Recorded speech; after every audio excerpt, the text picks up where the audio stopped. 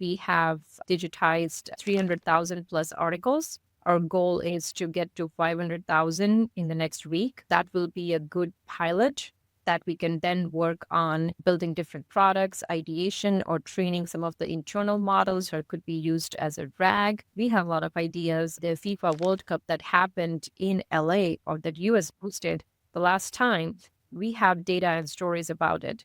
So if we can stitch that together and bring similar incidents from what happened back in 1994 when US hosted versus right now in 2026, that would make the story more interesting. All these historic events is a great time to have this data available because there is a whole team of researchers that sit together, spend hours and hours, and then finally put a story out. This whole process will cut down with this data being put behind semantic search. Welcome to LaunchPod, the show from LogRocket where we sit down with top product and digital leaders. In this episode, we're joined by Deepika Manglani, VP of Product and Program Management at the LA Times. Deepika's career in media spans over 15 years, culminating in her current role where she's bringing the 140-year-old institution into the future.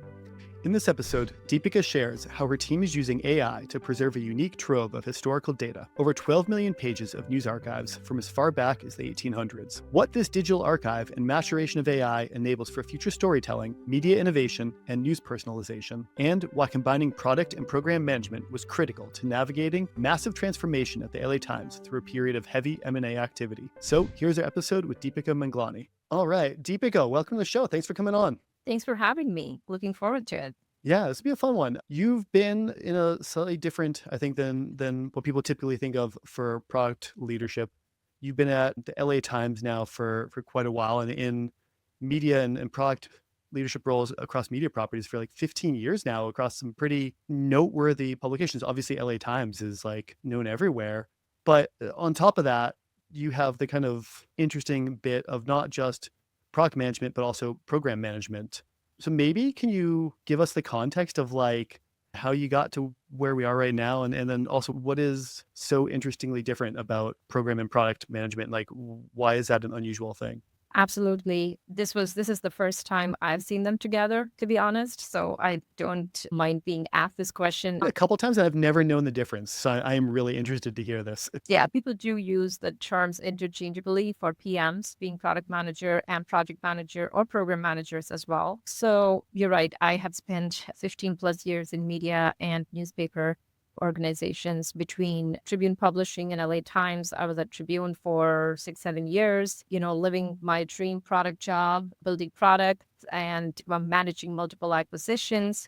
And then 2018 hit and LA Times got sold. One thing at the time, me and a lot of others didn't realize is that IT wasn't part of the sale. So the business was sold, but not IT. So imagine what that means. No network, no infrastructure, no products, no platforms, no people. And yet the newsroom has to run 24/7 for a 140-year-old company. So we were asked at the time, here you go, start it from scratch. So initially I was helping sizing up what that migration, what that standing up looked like for 6 months or so. What that 6 months looked like was a lot of travel from Chicago. My entire life became like travel, work, go home to do laundry in Chicago, repeat. Very glamorous, right? So then I was asked to come join full time and build a product and PMO from scratch. While IT was being built from scratch, I was one of the first few IT hires. And my idea, actually, initially, it was only program management. I wanted to add product to it as well because I had the product background. I had the product vision and a lot of products that we were going to bring over from Tribune were some things that I had built over there. So my pitch to the leadership here was that product and program work in silos. In so many companies, product comes up with a dream of what needs to be built and why we need to build this. Why is the demand for this product or need for this product? Program management comes in and tells how and when. So I said these two usually work differently and then they fight on Slack. So why not bring them together and have them work together on a single mission, considering the transition that we have to do while Newsroom continues to produce Pulitzer-winning stories. this is not optional, but it's needed for survival. So that's how we built. And what came next is sleepless nights. We basically work nights, weekends, hiring teams, building products, picking platforms and licenses for solutions and tools. Starting from HRIS, we had to hire people, but we don't have HRIS. For billing, we're buying. You don't think about like that you literally don't have the tools to hire the people so that you can have the tools. Exactly. And then you are getting licenses for things like, email solutions, productivity tools, but you need to be able to pay them. You don't have accounts payable systems, you don't have receivables, you have nothing. So we were using our sellers' systems for a period of time under the transition services agreement. But to figure out which systems to bring first, shall we set up our own network first? Shall we bring our own email system? Shall we bring HRIS or first payables, receivables, ERP? So all that followed along after I moved here. And it's been an incredible journey. We still can't believe we did it if you look back. Someone asked, but we know we did. And that stays the most remarkable work of my career so far. It reminds me of the very early days of a startup. Like, I mean, at LogRocket, I joined really early on. Like, we used office space from one of our investors, and then we had our office space. We kind of like we sublet a room from another company. It was all begged, borrowed, and stole. Except for the difference here is the LA Times was a company with a 140-year legacy of award-winning journalism. Yeah, we couldn't stop publishing. We couldn't stop putting the stories out, the news out. We have published every single day.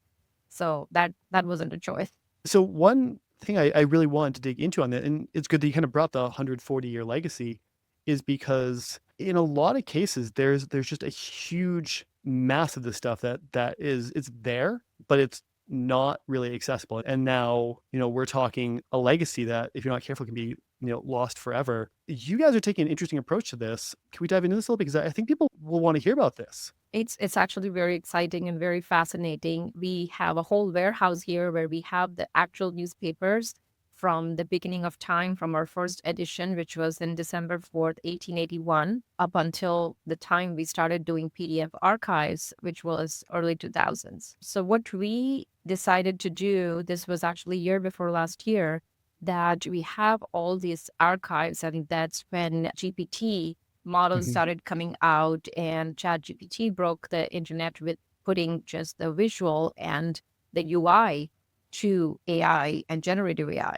So that's when we thought, how about we digitize all of these archives that we have from starting from the first edition, which are not very easily accessible today. Those were OCR back in the day by one of the vendors, but it was using that time's OCR technologies. The vendor at the time OCR'd about 12 plus million articles, but they were not of the best quality because the newspaper given to them or the microfiche given to them had ink spells. And sometimes they, if you remember, they used to stamp on the front page of the newspaper. So it came with those stamps. What we realized is certain years were worse than certain others. So it made sense to re-digitize them or rescan them. Well, we partnered with some vendors that came to give us a code, and some of those codes were outrageous. It was in millions of dollars to take the microfiche and rescan and create a fresh image of all those articles from going back in time. We were trying to justify the use case, what kind of go through some ideation of what kind of products are we going to build out of it, because without ROI, we just didn't want to go down this path of, excavations. Is it correct to think that like the older ones too maybe were the least kind of accurate, likely? Because I could see like the printing technology is probably not as great. There's more ink spells, more problems, and all that kind of stuff. Yeah, and the layout of the paper was also very different from what we see today. Yeah. It's very interesting that ads would be very random and the stories would have multiple jumps. We had stories that go on 4 different pages of jumps, which we don't see today. Mm. So, and then you have to stitch the story together. When you are Yeah. scanning, you have to read the jump, then scan the next page where the jump continues, and then stitch them together as one article. Mm. Otherwise, it won't make sense to have 3 or 4 different cutouts. Yeah. It's so funny when you brought this story up because I mean, it was like, well, that's not a hard problem. Like, just we have AI, we can just do that now. But that interesting, like, very short couple of years has been just such a transformational change that I've already kind of forgot that. And so in this world, it was millions of dollars to do that. Exactly. So I want to say this was 2024, maybe. Yeah. And So then, recent, like, we're not even talking that long ago. oh, this 23 is when ChatGPT started, I think. Yeah. So this was the year after. And then we continued to talk to more vendors to see get some better price. And in parallel, we were doing this ideation exercise and justifying the ROI. So then fast forward to last year when some of these multimodals came out. And some of the engineers in our team started exploring and said, we don't need anybody to go to microfiche and do OCR. We have the cutouts of the page. So all the cutouts of the stories is what we have as an image. We can just pass these image to the new multimodals LLMs that we have, and they can read and they can connect the dots and stitch the story together. And we started experimenting and we did a POC of a few articles, and it was pretty phenomenal results. So we started with the Omni model and then the multi-models that came out, and then started another challenge of hallucination. Because, with AI and with these multi-models, what comes is it is determined to give you an answer. It is not trained to not give results. So when it does not understand or cannot interpret, it will make it up. So we started seeing hallucination when we started validating the stories and the outputs. Then we started comparing, okay, what percent is the hallucination and is the meaning changing? And it's sometimes the meaning was changing, people's names were changing. That is significant. The value that this kind of product and the stories bring is the fact that these are the stories from the time 1880s to 1960 that nobody else had because nobody else covered West Coast as much as the LA Times did. People forget, like, newspapers until quite historically recently were way more regional. Even like New York Times and the big nationals were like, LA was not really covered by New York Times, and I mean Boston Globe, no way, no way. Exactly. So the value that this content brings is that it's written by professionals, it's Mhm. edited by professionals, and it's fact checked and verified. It's not a blog or some individual's opinions.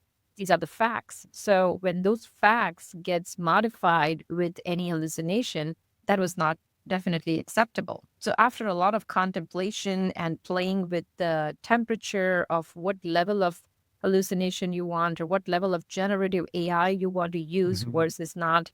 We checked for the lowest temperature and still that was not acceptable. So we explored a totally different route, which is a better or a newer version of OCR that is introduced by one of the models that has no generative model behind it. And it is simply converting the PDF and the images into text, and it preserves the raw text and the raw data and the layout of that data. And it may not clearly understand what it means. The problem is when these AI models start understanding the context, that's when they start thinking. And if you don't want them to think, you got to eliminate that part out of it. At least for our use case, we had to. It's funny because everyone else wants like a smart model, and you almost, in this use Or case, reverse. you want a stupider model. No, just write exactly what you're given. Don't think about it. Just, it's like a scribe, like a digital scribe. Exactly. So we needed exactly that. And we found one that did exactly that. And we got 99+% of success rate with that, which is as close to getting accuracy that we can get. So we're very thrilled and satisfied with that. And now, as we speak today, we have digitized 300,000 plus articles. Our goal is to get to 500,000 in the next week, and that will be a good pilot that we can then work on, building different products, ideation, or training some of the internal models, or it could be used as a RAG. It could be licensed to somebody. That's where we are right now with it. And then once that is successful, then we have 11 plus million more to go. One, just it is amazing that we'll have access to just that kind of historic primary data, because too many times kind of stuff is lost, or it's not lost, but it is functionally lost because only so many people can go access the microfiche records of the LA Times back to what 140 years. That's I'm slow on my math right now. Is that 1880 or 1880s? 81. That's wild. So, but like, there's so much cool stuff you can do with that, right? I hope there's gonna be like a bunch of product stuff you guys are gonna release on this because Yeah, all the vendors that came in at the time gave us a lot of ideas. We have a lot of ideas. Plus, we have LA 2028 Olympics coming up. We has hosted Olympics twice before. So this is going to be incredibly useful, at least to our own newsroom, that can reference back to those incidents and the games that were hosted here and correlate any similarities and stitch them together. Like everybody wants to hear, oh, this has also happened in 1932. yeah, I mean, that'd be such interesting ability to give kind of color commentary on a huge global event. But like at heart, this is a huge legacy that's going to be available to so many more people potentially. And not to kind of tie it to modern tech, but it's interesting because it's like that's an interesting use of AI that generally, everyone's kind of worried about like, oh, it's gonna make a lot of content. It's gonna put some people out of jobs maybe, or it's just gonna make a lot of, AI slop content and all that kind of stuff. But this kind of opening up a new way of data access has so many applications. Like for LA Times side, you were able to use it to, I get how many articles did you say this was or pages of data? 12 million. 12 million. Yeah, I mean, that's absurd. Like, no one was ever going to be able to access a fraction of that. Similarly, like a lot of this innovation on our side as a product, we've been able to take something like session replay and go from you have to manually watch a few and good luck to ever getting a lot to we can just kind of understand it and tell you what's important because of that kind of gains in multimodal AI. So interesting to see like how widely spread some of this stuff is, but it'd be hilarious if you guys took some of the hallucinated output and like then did like had the editorial team do like funny versions of it and see like can people pick which is the real hallucination, which is the fake or something. That would be fun. Actually, we're talking to some of the potential people who may be interested in this. And someone recently suggested, what are you doing with advertising from Mm, those articles on those pages? I said, nothing. We're stripping it out. We're only focusing on stories and the content. And they were telling us actually advertisements can have good market too. I said, really? I said, have you read it? I said, yeah, I read it. And they sounded funny in yeah. today's time. So that's what it is, the fun element of the ads back then. And people would want to see that some of the ads had so many impressions and they would get a kick out of how ads were written there. I'm like, Oh, that that's something I had never thought. I mean, as a marketer by trade, I would 100% look at a expose on like all of the ads over the years and how they evolved and all that. Because that'd be incredible. Because I mean, speaking of primary sources, right? That too is a reflection of society and what was going on at the time. It's like the more we talk about this, there's just so many things you can do with so much historical kind of primary data. What did that look like from a product initiative? Like, how do you organize and kind of like from a program management standpoint, I guess, set up like pulling together that much? I mean, you guys are trying to hit 500,000 pages digitized shortly, but that's still only like a small piece of the totality. It is a small piece. The program management side of it, like I said, we were trying to work with a vendor using a different model in the past. And we had a whole tracking sheet of different versions being created, different temperature check, different confidence score, and different success rates, and comparing the data against each other from every execution to see what is the best combination of the output that we are getting, and then scaling the infrastructure. Is it the infrastructure? Why it's not producing the results, or is it the model, and changing pretty much everything? And it's like running a lab experiment and Yeah. writing down your results every single time to see what change brought what result. That's when we realized, looking backwards at everything that we had changed and everything that it had produced, that it was not going to get us where we were, and the amount of time that we had spent behind it, thinking that the entire world is using the generative models and that is the way to go. Mhm. And that's when we realized to take a step back, and that is not for us. And we got to go back to basics. From a like actual kind of use of AI, right? Thinking about how you would do that, probably the best way to do like quality checking and just to ensure accuracy is not to just run everything through just once and go like, well, we hope it's right. what was the system for review? And was there any, you see across the board, like all these kind of wild system people talk about where there's, we intake it 3 times and then we pass each interpretation through like a judge layer. And, maybe there's like periodic, sampling of by human or something to check accuracy. How did you actually kind of go about like measuring veracity, and was there any kind of way that you guys were driving higher accuracy, or is this all like trade secret now at this point of how you guys were able to do it so well? I can share some of it. So what we built was something called confidence score. Hmm. In the current model that we're using, there is two different levels of confidence score. One is the confidence score of the image itself that Hmm. is being processed, which is the image read, how confident it is that it read the image correctly or accurately, to what level. So you can set the threshold for that. And anything below that threshold, we send it for manual review. Hmm. So it gets processed, but it's not considered final. It's going to be flagged for manual review. And then the second was the OCR score. So the Hmm. image read score and OCR score.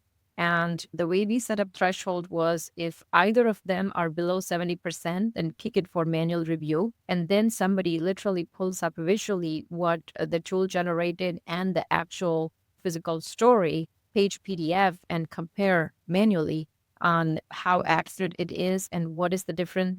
Sometimes even a punctuation would Yeah. show as a difference. Like if there was an ink spill between a comma or a semicolon or something. But the number of stories that went in manual review after setting those scores to 70% were less than 1%. Oh, wow. Yeah. That's one of the most interesting differences I've found with LLMs is like, because we've all seen, I guess it's similarly analogous to like speech to text, right? I think the speech to text that you're using is also not just plain old speech to text, it's also thinking. Because Exactly. once you introduce thinking into it, think about it as literally a human standing there and thinking. They're going to put context in it, they're going to put background in it. They're not just going to take the word for word. Yeah. And that's when it gets better and more useful for everyday use. So, I mean, you also have World Cup coming up, right? Yeah. FIFA. In addition to the Olympics, there's World Cup coming up shortly. So, We've seen this in the past, when, what was it, the year 2020, when Kobe Bryant passed away, and everybody was wanting to put the best Kobe story out there, dig up the best Kobe pictures they have. So anytime a historic figure or a historic incident is happening again, what makes the story interesting, everybody's going to put stories out there, obviously. But what we have about the FIFA World Cup that happened in LA or that US hosted the last time, we have data and stories about it. So if we can stitch that together and bring similar incidents from what happened back in 1994 when US hosted versus right now in 2026, that would make the story more interesting. If there are generation of players that are, or the coaches that were there and are still there, or any correlation that you can get, what last time I think it was in the Rose Bowl, and if it's happening there again, then it's the same venue that connects the story from what happened last time versus this time. So all these historic events is a great time to have this data available, because at the time of Kobe or any such incident, there is a whole team of researchers, librarians that sit together, spend hours and hours, dig into the article archives that we have, flag it, punch it, file it for the editorial and the newsroom to go through it, and then they go through it, study it, and finally put a story out. This whole process will cut down with this data being put behind semantic search. there's one other thing I'm curious to talk about because, like, looking at this and thinking about like how that can enable you, you would think, oh, someone who's already reading about the World Cup, being able to serve them up context on what went on last time, or like you said, the kind of related stuff, seems like it'd be something you would really want to do. But how do you kind of do that in a more personalized sense, where we're knowing like what each person has read and how people have thought about kind of being, what they want? When you look at a lot of newer media platforms, like you have things like Spotify or TikTok, like a huge thing is the algorithm that just kind of serves you up the next item and the next thing. And it seems like there's no news company doing that hugely right now. But does this kind of work start to put in place like the infrastructure needed to do that kind of work, or is that something people just don't want? Well, that's something I definitely want. That I want it. I mean, living in LA and the amount of time we all spend in traffic, sure, there are news channels out there that you can tune into, but after a point in time, they're all repeating the same news. So I would love to have an app or a tool that reads news to me based on my history of reading news on what content I'm interested in. So we are doing this personalized experience for our subscribers when they go on the website or on the mobile app.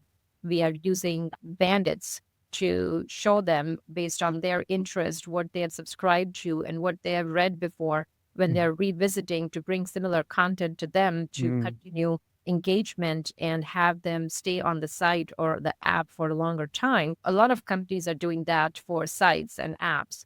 But for audio form of content, there are podcasts that you are recommended on Spotify or wherever you get your podcast based on what you last heard. But live news, that is my dream, to be driving and just hitting a button and hearing the news that I'm interested in or what's on mm, top of my mind based on the physically what I read in news versus what I heard last. And then, it continues to learn based on, I say, or continue reading or I just continue listening, just like music. yeah. Music apps have started that years ago. We have a feature that you can listen to the stories from the app while you're driving, which I use that, but it just the autoplay doesn't exist and it's not personalized. So that is my personal desire as a consumer. No, we missed an entire section that we had planned to talk about around some of the really interesting, really focused, kind of more digital products that you guys are creating on the team over there, because the digitizing of the history and just where news is going is such an interesting topic right now. It's a really interesting vertical you get to play in every day there. I'm really jealous. But speaking of you get to do it every day, I'm sure they want you to do more of it today. Probably have to give you back to them now at this point. So I guess I'll leave it off with, if people want to kind of come pick your brain about digitizing history or just where the news is going, which I think is an infinitely interesting topic, is LinkedIn the best place to reach out? Is there somewhere better? Or LinkedIn is a great place. hopefully we can have you on again in a little bit, see how the progress is going, hear what other new innovation you got to come up with. But in the meantime, thanks. It's been a real blast. I appreciate you coming on. This is a lot of fun. The pleasure is all mine, and I would love to talk to you again anytime you're here in LA. Hit me up. Would Thank you be so much, Deepika. Good to see you. good to see you too. Take care.